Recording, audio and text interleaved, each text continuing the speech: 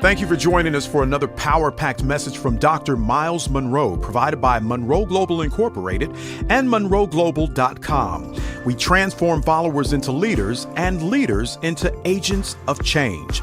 We hope that this message is a blessing to you as you advance your life and discover your purpose. Now, let's go into the message. I want to focus on these next couple of days on your leadership gift. And I want you to take some notes tonight if you can. Find something to write on some thoughts that I want to lay a foundation for you. Some of you are politicians. Others of you are involved in government agencies. Some of you in this room are business people, or you are budding business leaders. Some of you are in church leadership, pastors and deacons and prophetess and different positions that you have. And some of the young people here tonight, which I'm very excited to see, you have a desire to see some things happen in your country, and you want to be a part of it. Well, we're going to talk to you about discovering your leadership greatness, because this is really what leadership is about. It's about discovering your greatness. But the greatness I'm going to talk about is from a perspective that is different from the traditional perspective. I want to begin with an important question that I always ask people wherever I go. And the question is, what is the wealthiest place on planet Earth? And the average person normally thinks that the wealthiest spot on earth could be the gold mines of the nations, including this beautiful country of Papua New Guinea. Others think it's the diamond mines of South Africa maybe, or the silver mines of Peru. Some think that the wealthiest spot on earth might be the copper mines of the world, or maybe it is the oil fields of Iran or Iraq or Kuwait or Saudi Arabia. Some people think that the wealthiest spot on earth is the gas deposits in the world. Well, I've come to a conclusion that I found the wealthiest spot on earth. And when we were landing here today, I saw one of the wealthiest spots on earth right here in New Guinea. It's not too far from your house, and you probably pass it every week. And here's the wealthiest spot on earth. It is the cemetery. And people ask, why is a cemetery the wealthiest spot on earth? The answer is not difficult. The cemetery is the wealthiest spot on earth because buried in the cemetery are books that were never written. The graveyard is filled with music and paintings that were never painted or played. The graveyard is filled with plans and inventions that were never implemented. The cemetery is filled with ideas that never came to fruition. The graveyard is filled with inventions that no one has produced.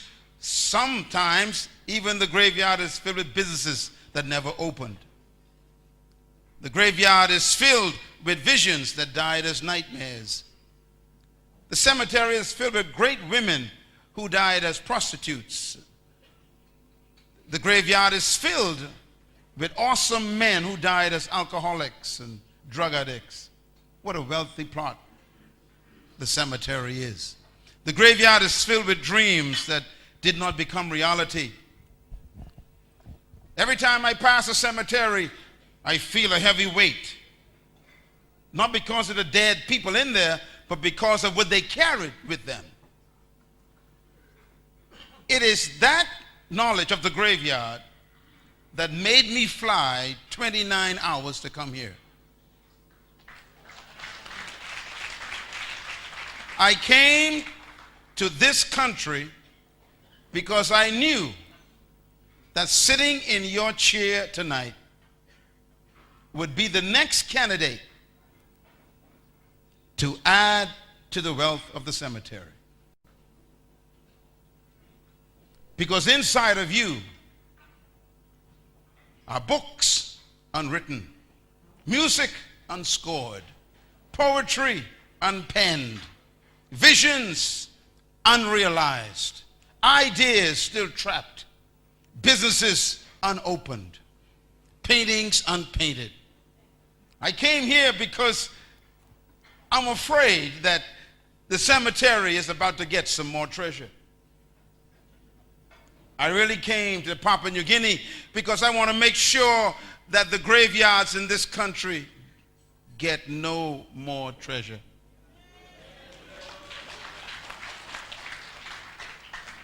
I came to this nation because I came to help you die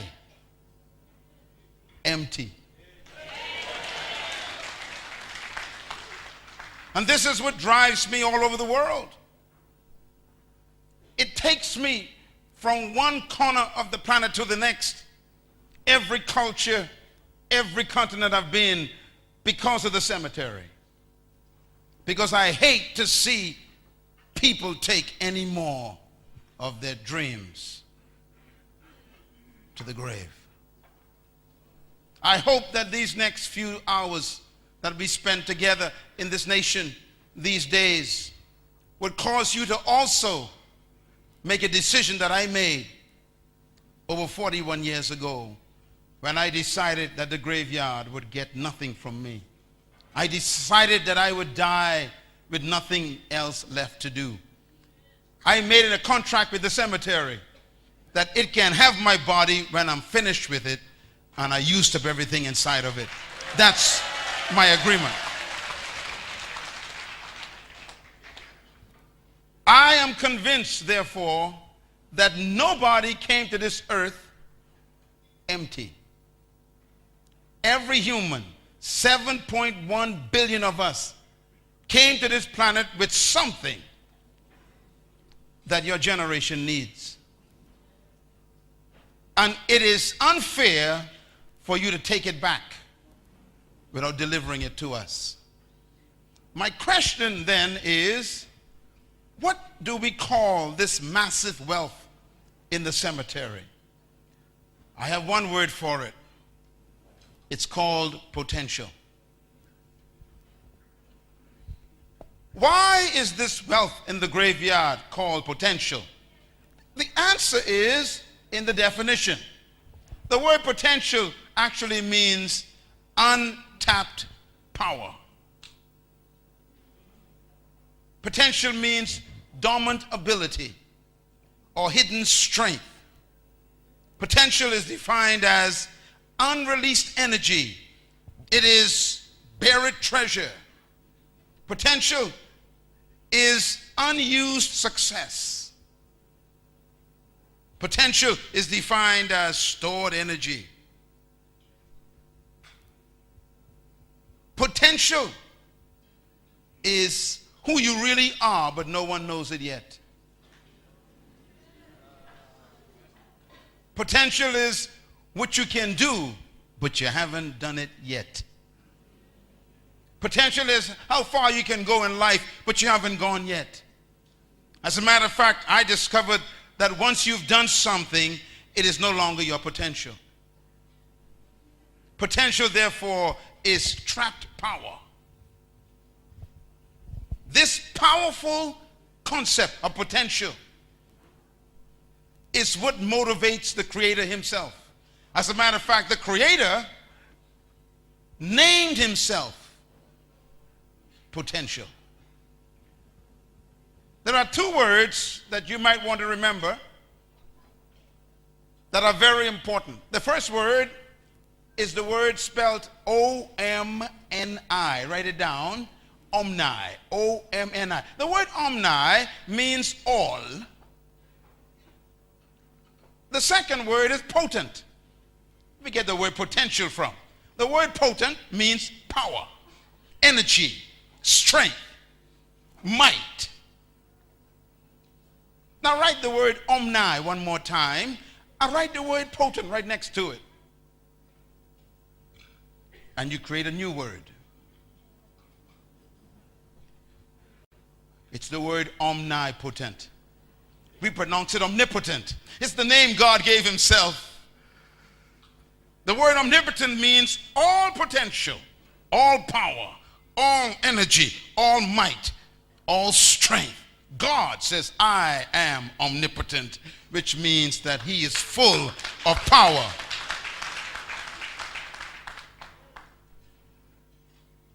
Now here's a mystery. Everything God created, he built into it the potential principle, which means that God will always hide the finished product in the beginning. And this is where you and I must discover ourselves. Let me put it this way. I am convinced that God hides the end in the beginning of everything. I am convinced that the Creator never begins with the beginning. He always begins with the end. And then he places the end in the beginning. And he gives you the beginning with the end on the inside. This principle is factually truth in creation and in the Word. This is why God does not create anything anymore, because he finished before he started.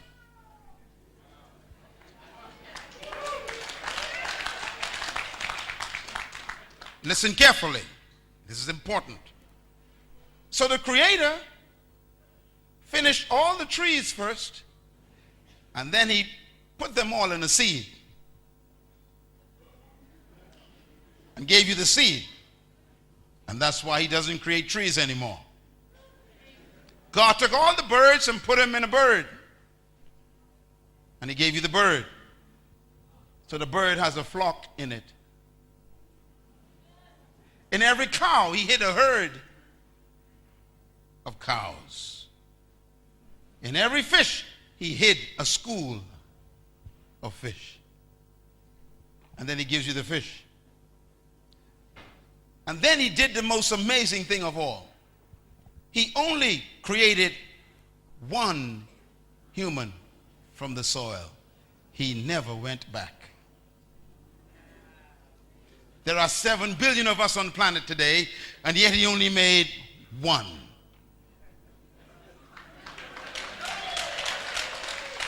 Think, use your mind for a minute.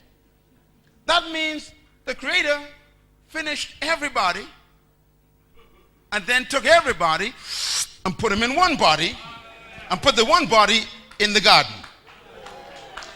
That's why women did not come from the soil.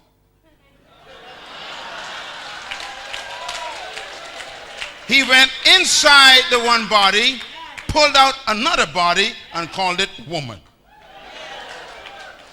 And then he told the man and woman, take out the rest. And we still getting them out every day. Still getting them out every day. Out of one man, he made all the nations of men. Why? Because he's finished.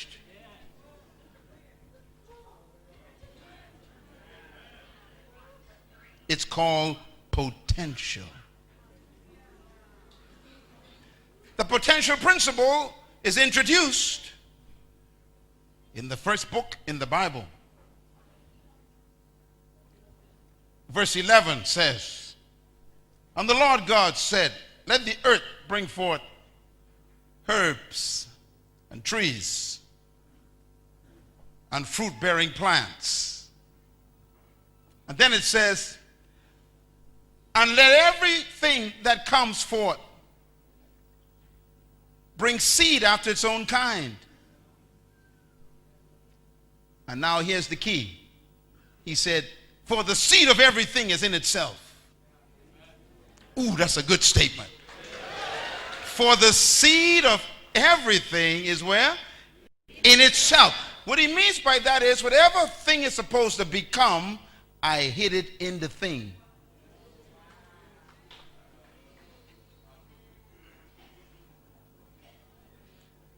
This is why the beauty of potential is so important.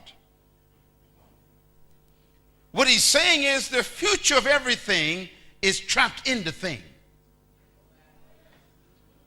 And this is why he said the seed of everything is in itself. Let me give you an example. If I hold in my hand right now a mango seed and I ask you, what do you see with your eyes? You will say a mango seed, correct? Sure. But that's not the truth. That's only a fact.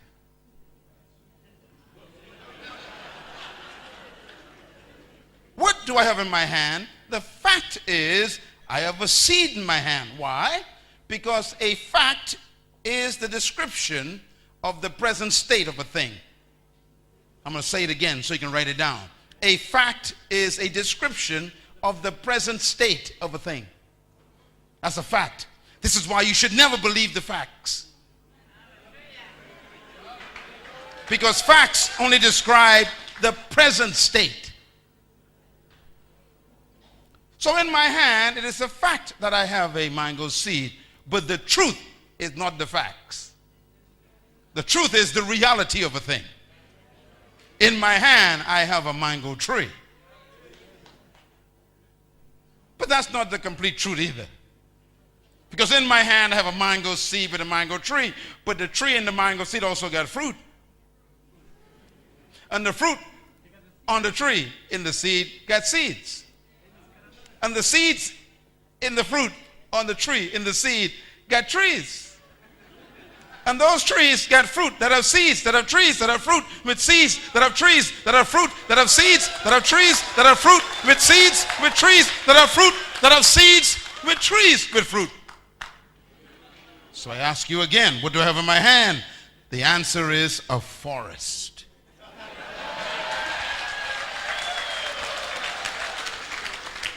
The Creator created everything like that. So in every cow, he hid a herd. In every bird, he hid a flock. In every fish, he hid a school. In every boy, he trapped an awesome man. In every girl, there's a powerful woman trapped. And this is why you should never judge people. You don't know what they're carrying. It's called potential. Tell your neighbor, you don't know who I am, so congratulate me now.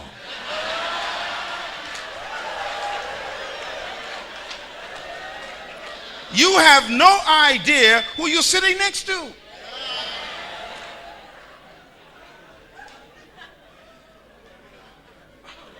And this is why I say to every one of you, God never created a follower.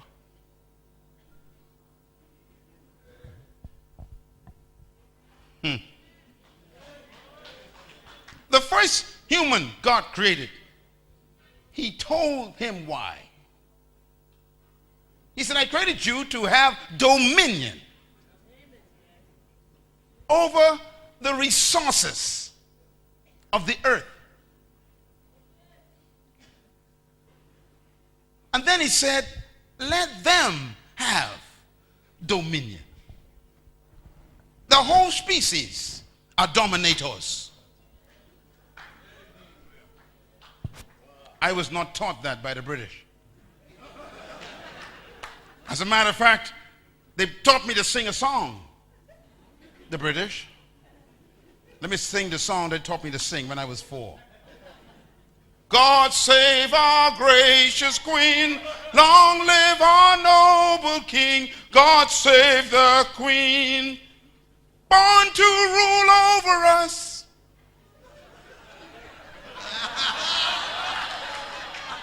Did you hear the words?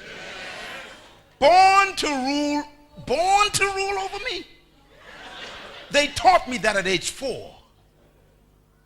By the time I was 6, I believed it.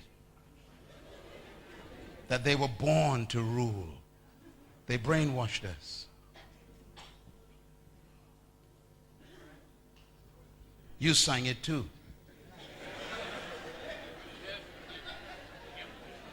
and you are still trying to be delivered from it.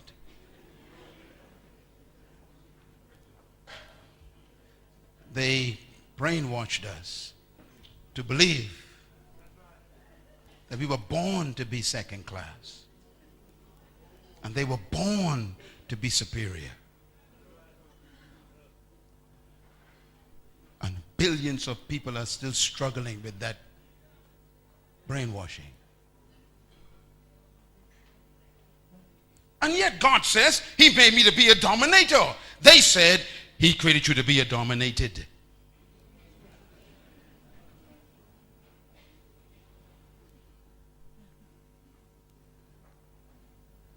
And so we struggle.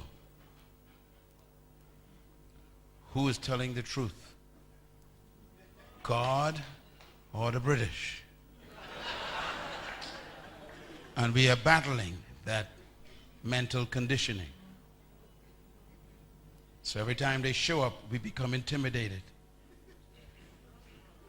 Because the remnants of the brainwashing is still present, even though you wear a tie. And that's why this cousin has come home to tell you.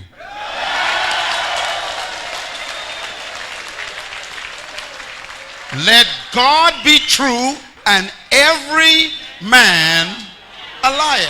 Clap.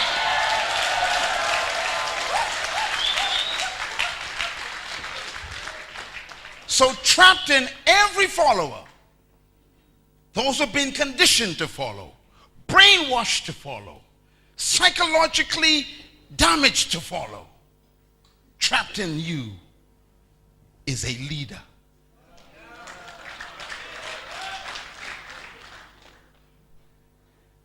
And that leader is screaming.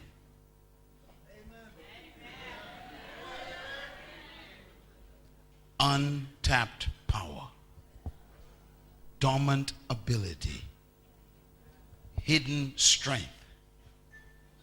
You know, there are two animals that the Creator identified himself with. And these two animals are interesting animals. The first animal he identified himself with is the eagle. The eagle is the leader of all the birds. The second animal the Creator identified himself with is the lion. The lion is the leader of all the animals. As a matter of fact, here's a puzzle. An army of sheep led by a lion will always defeat an army of lions if they're led by a sheep.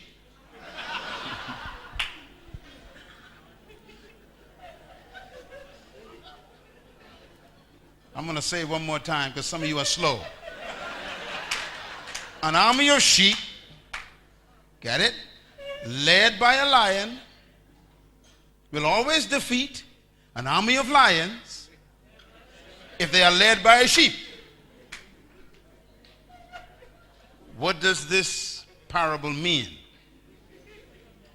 It means that leadership determines the quality of the followers. It means that leadership can transform cowards into warriors. It means that true leadership and good leadership can transform timid, fearful people into bold, fearless people. Leadership. In other words, the quality of the followers is determined by the quality of the leadership. And this is why when your football team is not winning or your basketball team is not winning, you don't fire the players.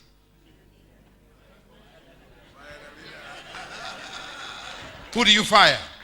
The coach. Now what's amazing is you fire the coach and you hire a new coach with the same players. And the next season they win. Which means there was nothing wrong with the players.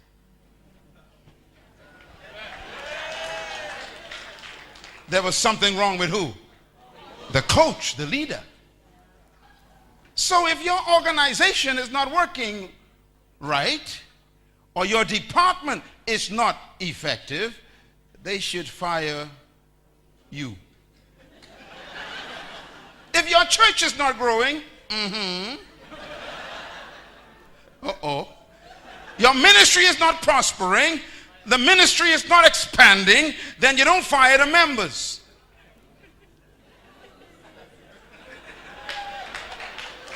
You fire who? The pastor. Say it.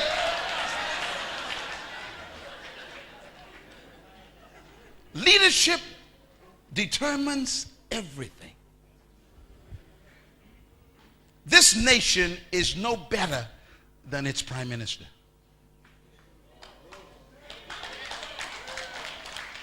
The church is no better than the pastor. The team is no better than the coach.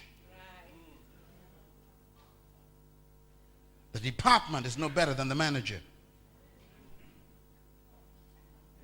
So if something is wrong with the organization, it's because of leadership.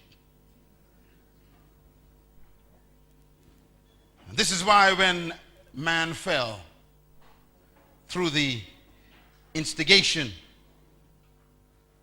of manipulation of the woman, God never asked for the woman, because she was not the leader of the home. When something goes wrong in the organization, you always look for the leader. So leadership is the key to everything. Ladies and gentlemen, this is why it's important to understand leadership. The lion is an amazing creature. The lion is the leader of the animal kingdom. Now here's a mystery. The lion is not the tallest animal in the jungle. He's not the strongest. He's not the most powerful. He's not the biggest. He's not the most intelligent. And yet the lion is the leader. Tell your neighbor there's hope for you. Come on, tell somebody there's hope for you. The lion is a mystery. The elephant is 80 times bigger than the lion. The giraffe is 115 times taller than the lion. The hippo is 50 times heavier than the lion.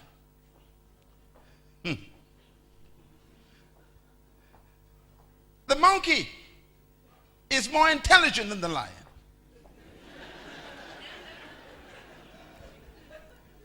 The elephant is more powerful than the lion.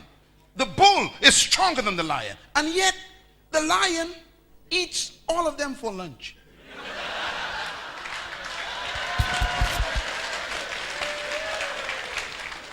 The lion destroys all of your excuses for not being a leader.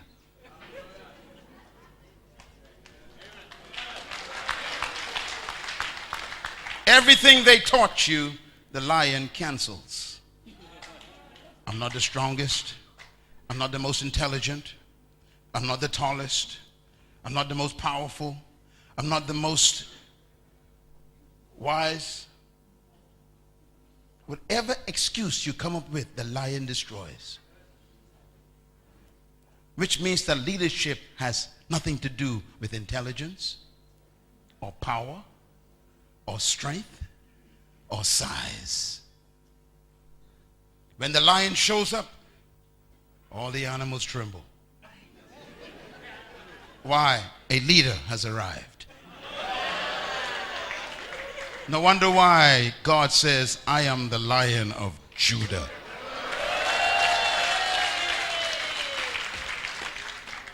So the question is, what makes the lion a leader? It's not his strength, not his power, not his intelligence, not his size, not his weight.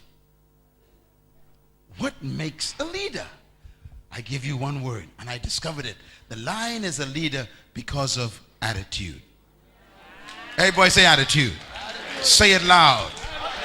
And that's what's trapped in this room. See, leadership is 80% attitude and 20% skill. And this is why most of the leaders of history were not intelligent people. Their attitude made them different.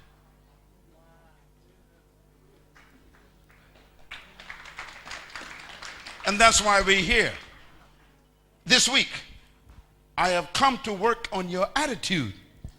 Because once your attitude is adjusted, you'll become a dangerous man or a dangerous woman.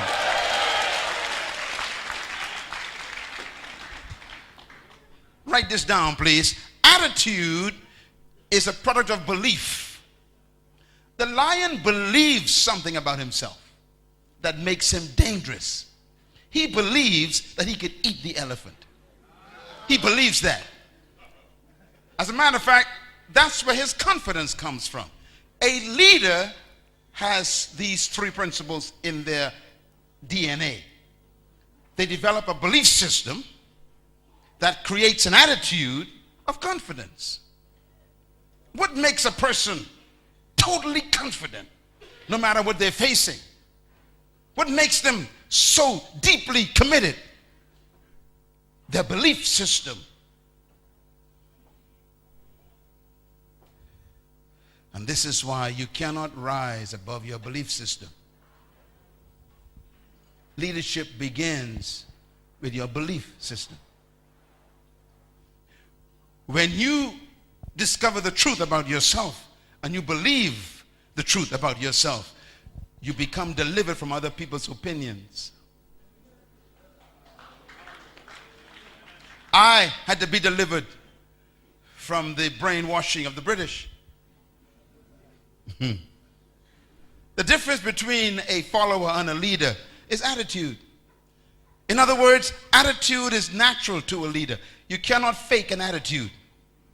Attitude controls your behavior. It also determines how you respond to life. The lion looks at the elephant.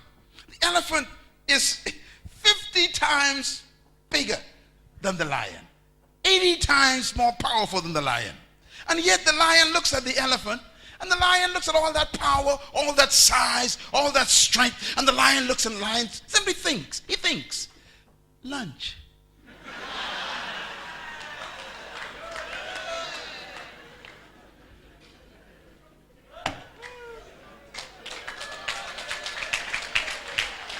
That's a leader. He reduces the elephant to a meal in his mind. His belief system controls how he sees. As a matter of fact, leaders do not see with their eyes. They see with their belief.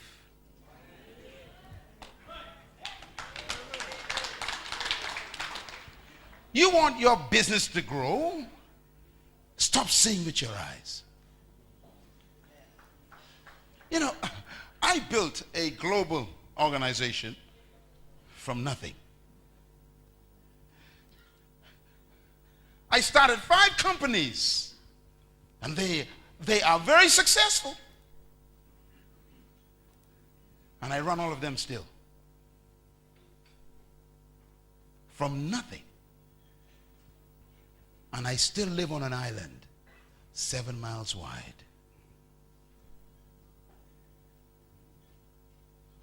I look at the world and I think, lunch.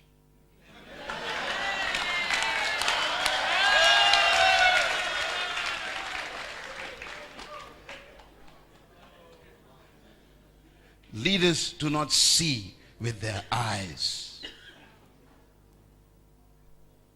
They see with their belief. Because the lion sees the elephant as lunch, what does he do? Instead of running away from the elephant, he runs toward the elephant. See, your belief controls your behavior. No one can make you confident. You need to have a delivery of the truth about yourself. And this is why no human can set you free. Don't confuse independence with freedom.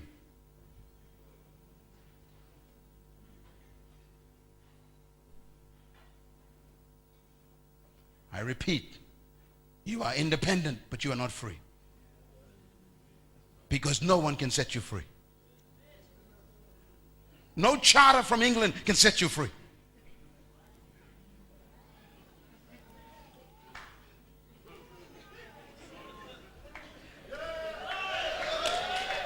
Jesus said, you shall know the truth. Oh, that's deep, man. And the truth that you know will set you free. The truth about you. And I had to discover that. I discovered the truth about me. And it set me free from other people's perception of me. The lion knows who he is. So he lives out his belief. And he eats elephants. It is my hope in the next 3 days that there shall be an emergence of lions all over Papua New Guinea.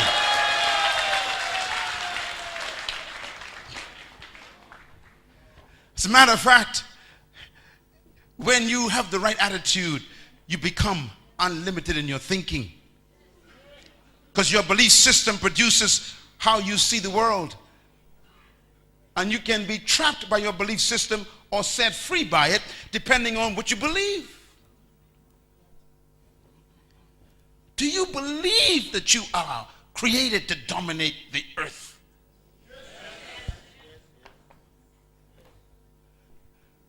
You can know that and not believe it.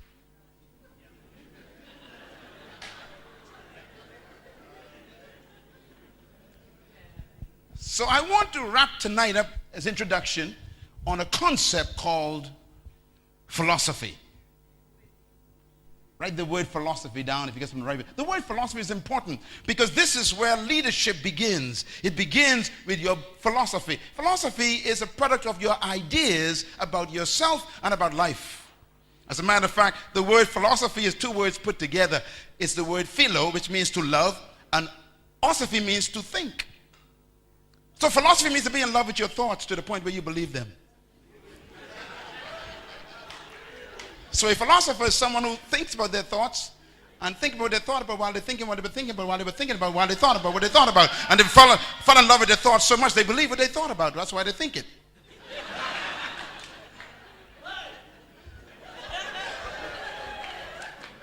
And every one of you sitting or standing in this room, you have a philosophy. Every human has a philosophy. A philosophy is your belief system. And where did you get it from? You got it from your culture, from your family, from your teachers, from your parents, from your friends, from the books you've read, and what you heard people say.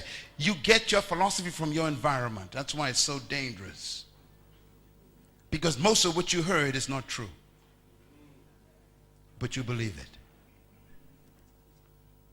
And that's why you must check your philosophy, because your philosophy determines how you think like a leader. It actually makes you what you are. Your philosophy controls everything in your life because your philosophy is your natural belief system. Philosophy, therefore, is very dangerous because it becomes your lifestyle.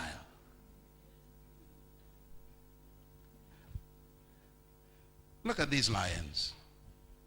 I took this photograph myself. We were on a safari in South Africa, coming up the Carib River by Zambia. And I saw lions kill an elephant. That's leadership at work. Look at it. I want you to think of every problem you're facing right now and just simply call it lunch.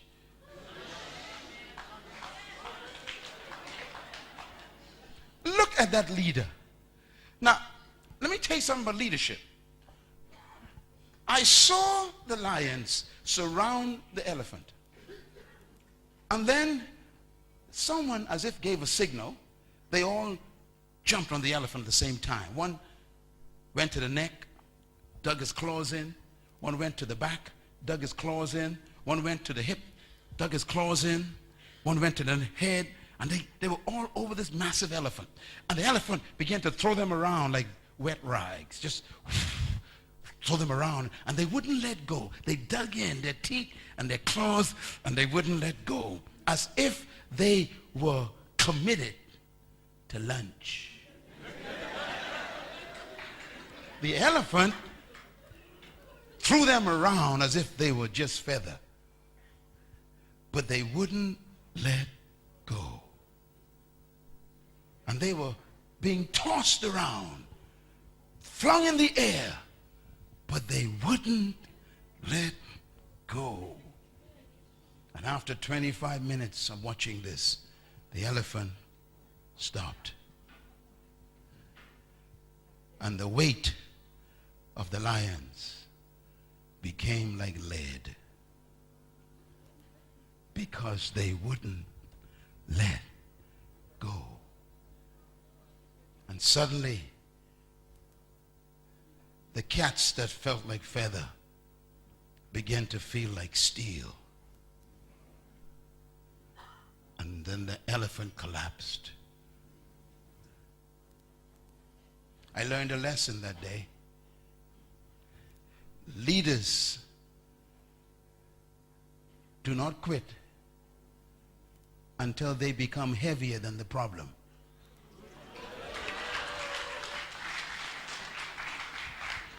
Persistence makes you heavier. Say it. Say it loud. Persistence makes you. Your problem is not a problem. You are a problem to the problem if you don't let go.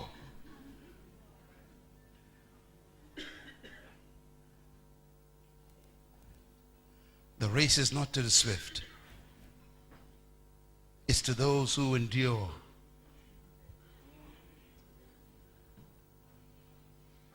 We lose not because we lost. We lose because we quit.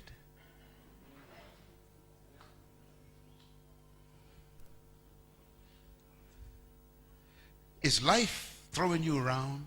Is your company putting pressure on you? Is your business tempting you to quit? Maybe that's why I was sent into your life. Maybe your ministry is so stressful you want to give up.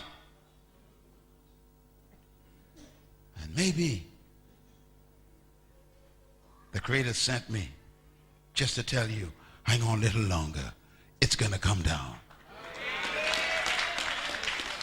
Leaders don't quit until they win.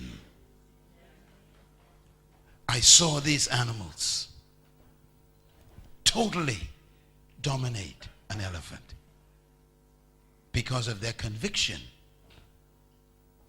and their persistence. Their belief system was so strong that their leadership brought them total dominance. Let me therefore give you a challenge. The problem with most of our organizations, including even our countries, is that we are overmanaged and underled.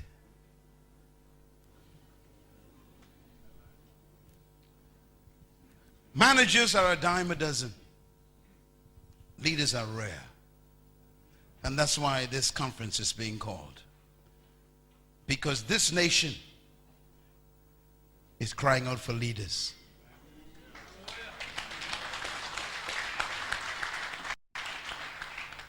I meet managers everywhere I go. It's hard to find a leader. There's a big difference between a manager and a leader. And nothing is worse than having a manager in a leadership position.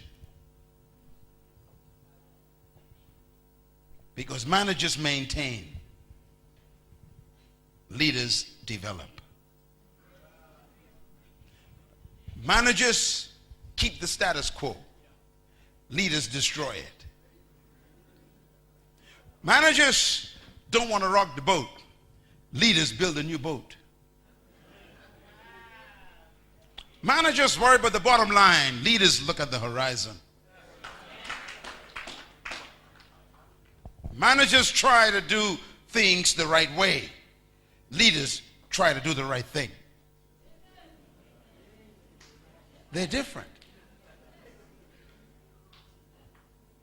Managers try to follow policy, leaders break policy to create new ones. Managers keep tradition, leaders destroy tradition and create a new history. Are you a leader or a manager? Managers don't grow organizations, they maintain them.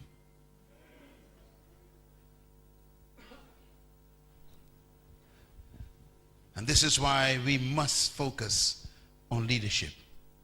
If we're going to see a new, massive country, I want to give you a definition of leadership that took me 30 years to produce.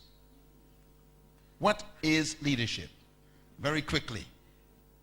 Leadership is defined as, and it took me 30 years to write this one sentence.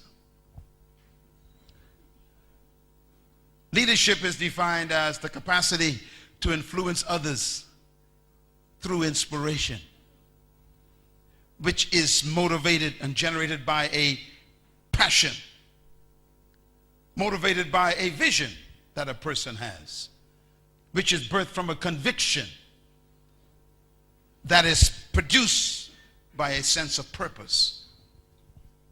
That's leadership. It's very complicated. And each one of you can be a leader, but you got to follow this process. To become a leader, you turn the definition upside down. In other words, leadership begins with, first of all, discovering a purpose for your life, which becomes a deep conviction. That conviction becomes a vision in pictures, which becomes a passion that you want to pursue. That passion then inspires other people. And once you inspire people, they allow you to influence them. And when you influence people, they call you a leader.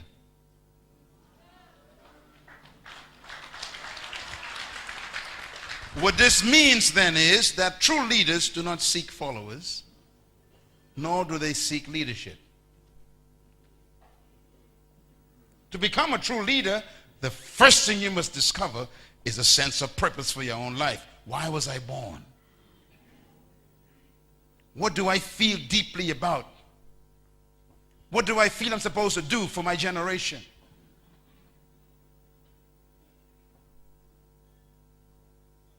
I have a book on the table out there. Please get a copy of it. It's called In Pursuit of Purpose. Until you find your purpose, there's a whole set of books out there on this. If you don't find your purpose, you'll always be a follower. Purpose separates you from the pack. All leaders develop a sense of destiny, purpose, and that purpose becomes a conviction. If there's no deep conviction in your life, you'll never be a leader. You'll be a manager. Conviction means you have a deep belief that you are important to your generation. And every one of you came to earth with something important to do, but most of us die never finding it. That deep conviction is what produces your sense of vision. Conviction shows up in pictures, and we call it vision. What do you feel deeply about? Most people don't, because they've been taught to simply get an education and get a job and pay bills and die. No sense of conviction about anything in life.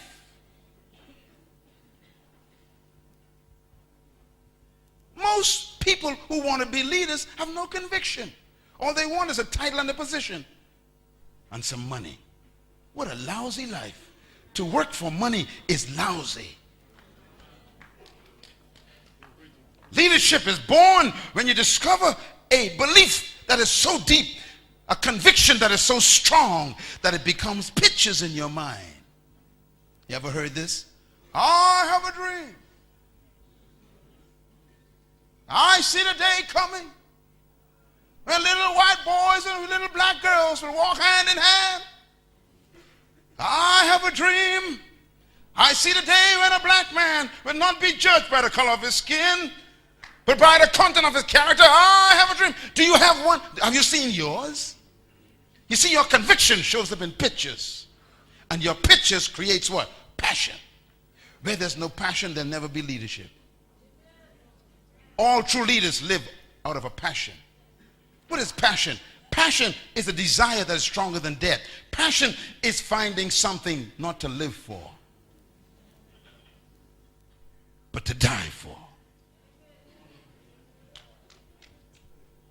Would you die for what you're doing right now? That's the question.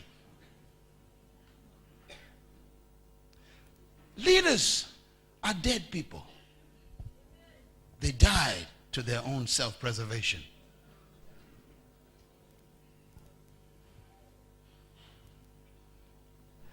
Once you develop a passion, you inspire people. People are inspired by what you are willing to sacrifice for. That's why people don't follow you, because they don't believe you.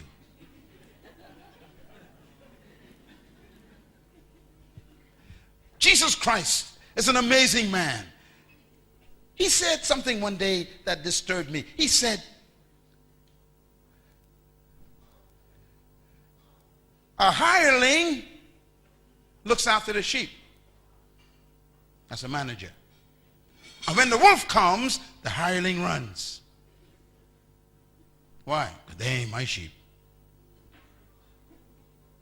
He said, but the good shepherd,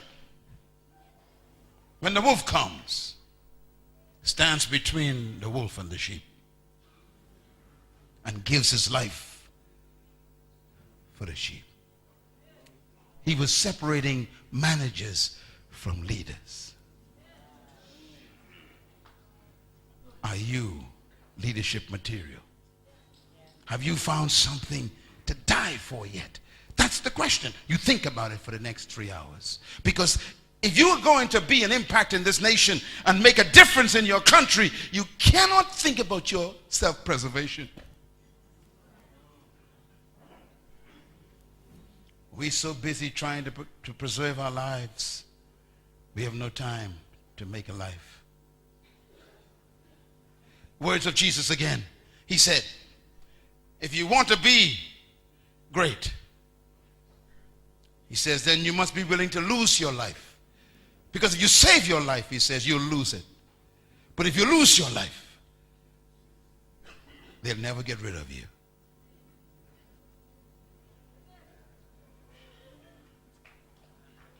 It's leadership. Young woman, we need leaders who are willing to do what Rosa Parks did. Sat down on the bus in America, in Alabama, and said, I'm not getting up. And they arrested her. And she went to jail saying, I have a right to sit where I want to sit. Are you willing to go to jail for your convictions? Convictions. Convictions. Leadership is about passion. Passion inspires people. Now listen carefully, because I'm getting ready to go. If you don't inspire people, you have to manipulate them.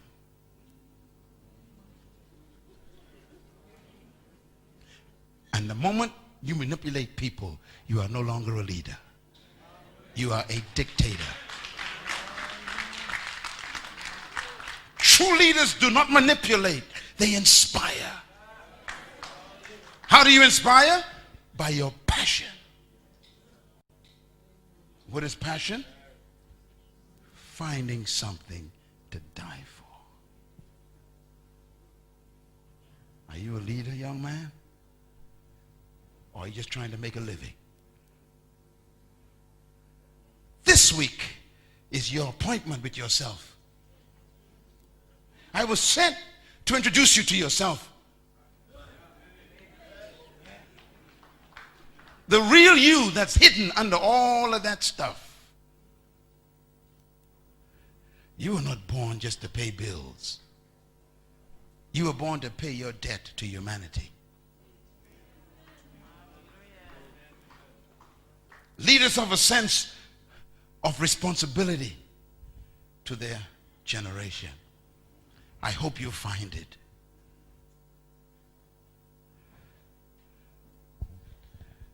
Do you know how many sperms died for you to live? 499,000. They were all running toward the egg in your mom. And only one made it. And guess who that was? That was you. That means you won the race before you was even born.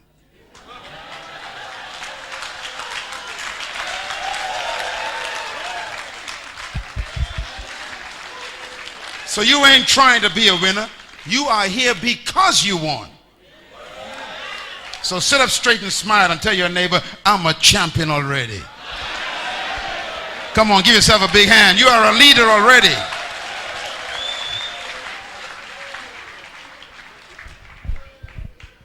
Look at this man. Do you know him? If you look at the list, he's in the list. He was a lawyer, trained in England, went back home to his country, and couldn't practice law because he had a deep sense of purpose for his people. How do you feel about Papua New Guinea? Why did you start your business? Just to make money?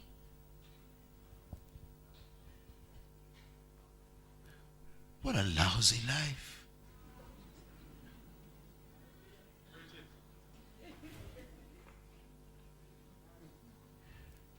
You weren't born just to store up money.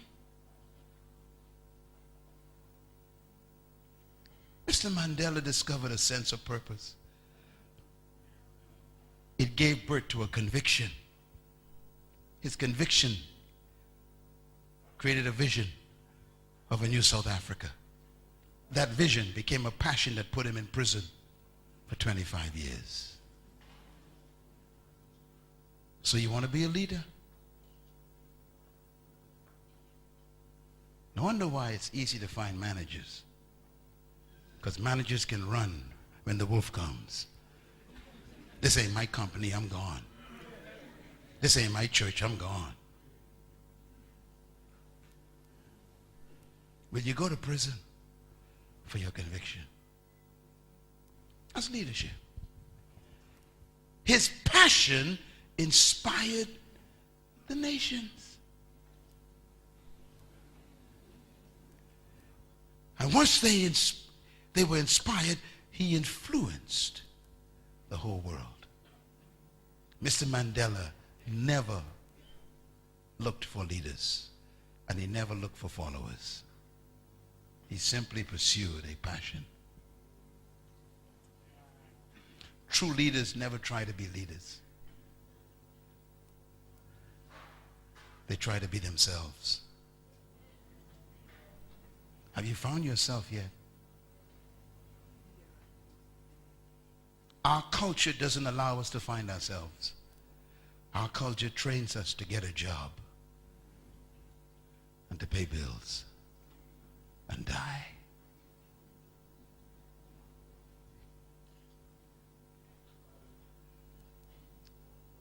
You can never be a leader until you are free from your culture.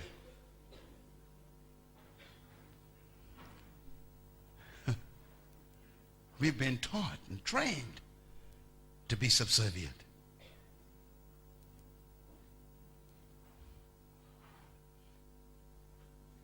Mr. Mandela never sought followers. You know, when I first met him, he changed my life because he taught me these 12 things about leadership. You find a purpose. It gives you a vision. That vision becomes a passion, which becomes a conviction. And that conviction gives you compassion for people. Compassion means you love the value of humans. True leaders love people. They don't hurt people. They don't destroy people. They love humanity. That compassion becomes principles. Principles is when the leader stands on standards by which they function. And those principles become values, which is their code of ethics. They refuse to compromise and steal and be corrupt. Any corrupt leader is not a leader. They are manipulators. They are destroyers. When you compromise any of your values and sacrifice your code of ethics, you're no longer a leader. You are a pawn. You're being used. That's why true leaders have values.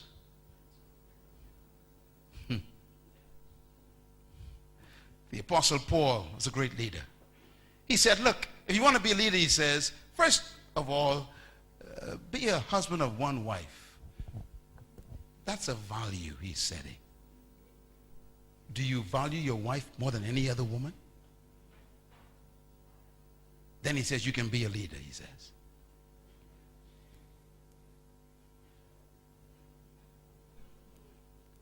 Ethics.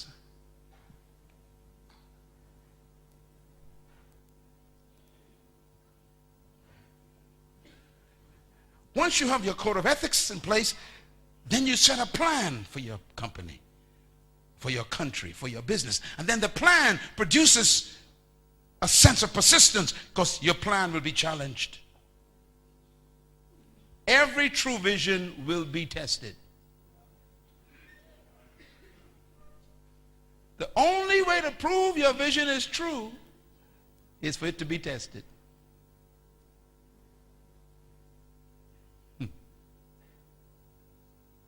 People will fight your vision. They'll reject it. They'll oppose it. But I learned something years ago. Until you've been completely rejected, you'll never be completely accepted. Stop looking for approval all the time. If everybody agrees, you're going in the wrong direction. Leadership attracts opposition.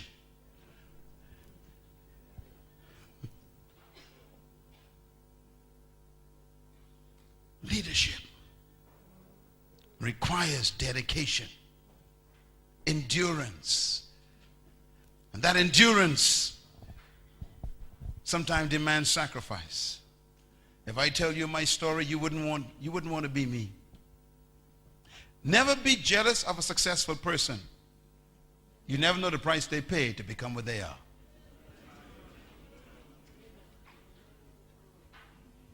Tell your neighbor, if you knew what I was going through, you wouldn't want to be me. Come on, tell him right now.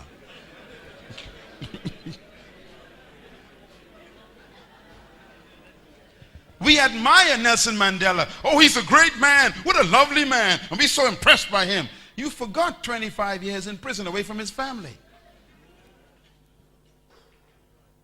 Sacrifice. And the number 12 is accountability. All true leaders are accountable. They are aware that they must answer to a higher authority.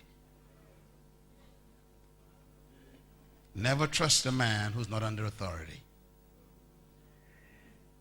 Never trust a woman who's not under authority. And finally, passion. I want to close on passion for a second. Passion means a leader finds something to die for. Here's a quote from Abraham Lincoln, the man who fought against slavery in America and was assassinated as president of the United States. He said these words, speaking to the Congress that was against him. He said, I quote, "I have said nothing but for what I am willing to live by. and if it be the pleasure of the Almighty God, to die by. And he did die. They shot him. That's why we can't get rid of him. He's a leader forever. Nelson Mandela, quote, "It is an ideal for which I hope to live for and to achieve.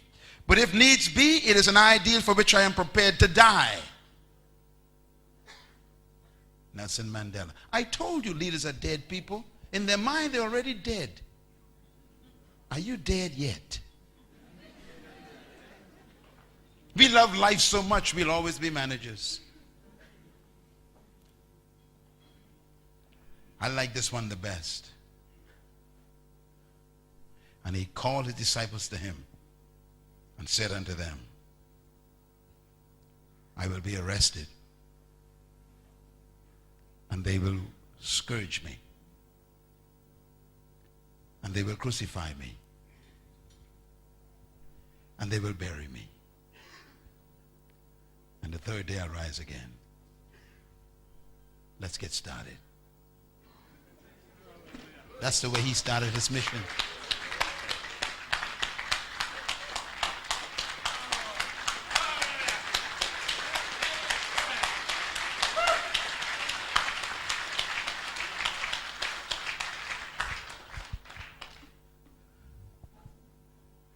True leaders, therefore, do not seek followers.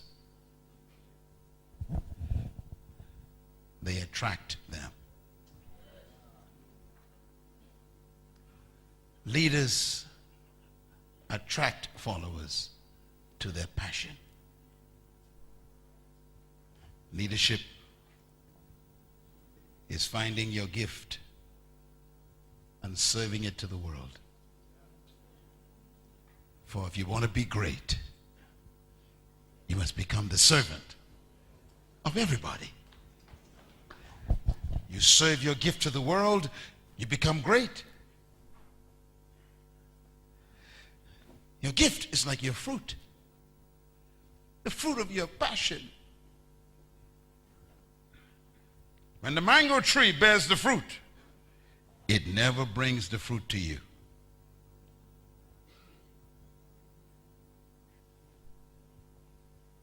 You have to go to the tree. True leaders do not pursue followers. Followers pursue true leaders. They come to your fruit. They come to serve from your gift. They come to receive what you owe humanity. This day is the end of sheep. Today is the birth of lions.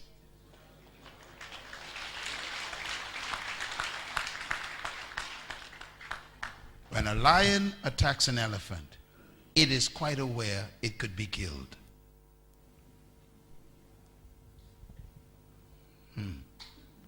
I wonder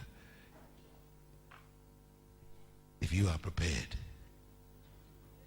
for leadership. This week, there shall be a journey. I will take you on a journey. At the end of this week, I will introduce you to yourself. You are awesome. And the truth about you has not been told. But you will know the truth. And the truth that you discover will set you free. It's been a great night. Thank you very much. Thank you once again for listening to this message, as we hope that it has been a blessing to you. Our goal is to show you new paths and opportunities so that you can discover your purpose. It is your love, support, and partnership that makes Munroe Global possible. Please visit us online at www.munroeglobal.com for more product, partnership, or to join us at one of our live events around the world.